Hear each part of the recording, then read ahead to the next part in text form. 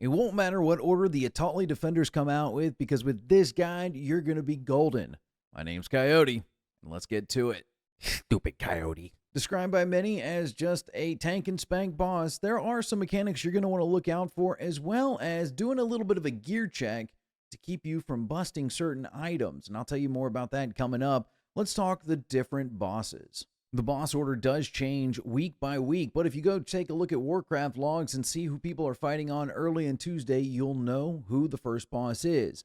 For the purposes of this guide, though, we're just going to kind of go in a set order. You can kind of skip around. I'll have the chapters marked below if you need any help with any specific boss. Possibly one of the most deadliest of the group is Gasher. All right, he has an ability called Fervor, which is a stacking buff which increases both his attack speed and movement speed. Tanks, you should be able to kite away from this, otherwise you're going to be burning him down rather quickly. While he's doing all this, he will be throwing out spinning axes, and they'll do minor cleave damage. Just move out of those zones, you'll be fine.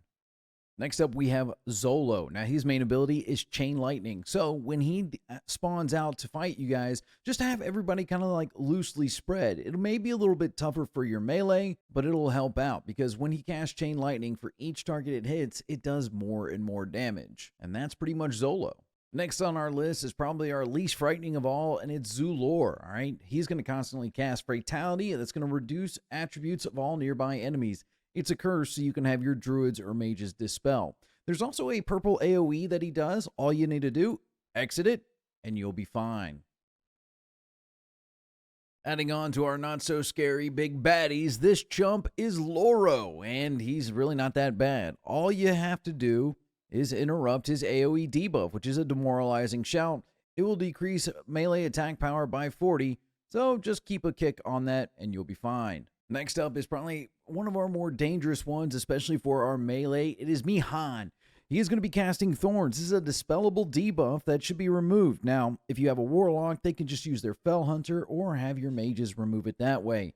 He's also going to cast Renew. This is an interruptible self-heal ability, so make sure you're getting those kicks out there. And, of course, the Atal'al Serpent Totems. He's going to summon 8 totems that do 300 damage on each cast, targeting any random players. Have your melee instantly switch and knock out these totems, and you're going to be good.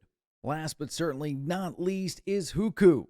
All right, he's going to do Curse of Blood. It's a dispellable curse which increases players' damage taken. Make sure this gets instantly removed off your tanks and off other players as soon as possible. You're also going to want to take down the minions he summons rather quickly. Have your range and melee quickly shift over, nuke them down, and then get back on the boss. Otherwise, it's just a tank and spank. The boss's abilities, they don't change outside of that. Once they're dead, they'll spawn a ghost form of themselves and continue casting those abilities. But now, they've become CCable. Ice traps with hunters, turn undead with paladins, and shackle undead for your priests. All of these work. Now, if you don't have enough of these guys to CC, or you end up having a case like we did where a lot of our CCs were getting resisted, try to keep a priority list of who you should have CC'd. In order of most important, I would tell you Mijan is the absolute, as he can heal the others as they're coming out. Zolo is a very close second, tied with Gasher. You do not want him running wild on any party member and just building up that attack speed buff. So keep those 3 absolutely CC'd for sure. Next, I would have Hukku absolutely, because he can still spawn those ads, and you don't want those to overwhelm any party member. So if you only have enough CC for 4 targets, those are the ones that I would absolutely do. As for Loro, as long as you keep him interrupted, he's not too bad to deal with. You can just have an off tank kind of carry him around for the most part.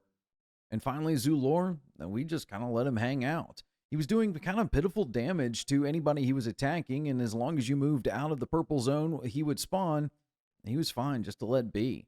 If you can CC them all, go ahead and do it. But if you're having issues, maybe you don't have enough CC, or maybe your CC keeps resisting, make sure you're focusing on those first 3 for sure, followed by the others. As a side note, make sure your multi-dotters are not just going dot crazy, and double check on your rogues or anybody that might be wielding the Toxic Avenger. You may want to have them bring in a spare, just green dagger for the most part. It's not a DPS check, it's more of a mechanics check. So they may need to unequip it. We had to do a run where we had to have a rogue unequip it and just use one dagger for the entire fight. That's it for my Atal'al Defenders boss guide. They are very easy to deal with. Just make sure you're maintaining those CCs and watching out for those key abilities. If you found this guide helpful, like and share with everybody so they can get the use out of this, or leave a comment if there's something you think that I missed or something you want to add to this. As always, my name's Coyote. Happy adventures. Stupid coyote.